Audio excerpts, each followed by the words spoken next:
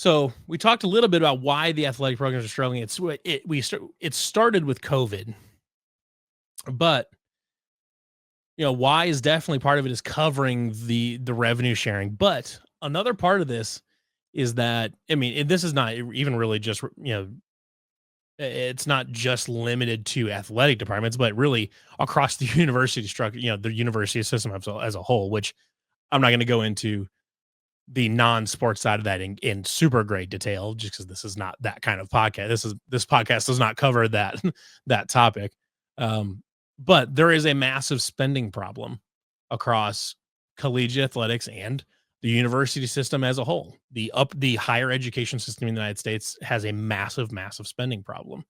Um, exactly on the education side of it, how that all shakes out, like I said, is kind of outside of the purview of this particular podcast. But inside the athletics, you're talking about, they're spending. There was for a long time there we had that facilities arms race where everybody every year was building the biggest and best locker room in the country, and it's got this, and it's got every locker's got flat screen TVs, and we've got, everyone's got every locker's got a TV and an Xbox, and and we've got all these really high end things, and to the point where there's a lot of power four schools where their college football team has better facilities than or has a better locker room and all that than NFL teams. There's a lot of NFL teams that don't have the type of locker, the in stadium facilities that a lot of college football programs have.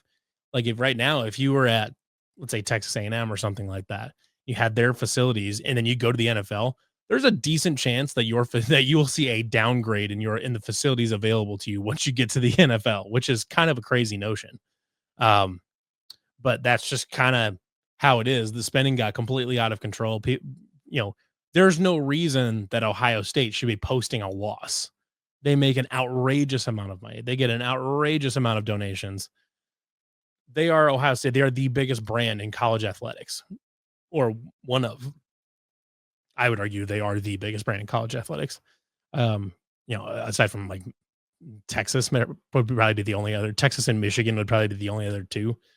But there's no reason that Ohio State and Michigan should be posting losses at all, unless they have a big spending problem.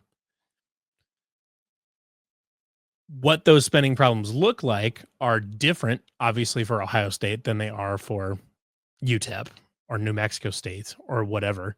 But it's a big thing. But unfortunately, costs are only going to continue to go up as economic inflation increases, and in general, everything just gets more expensive. Contracts only get bigger.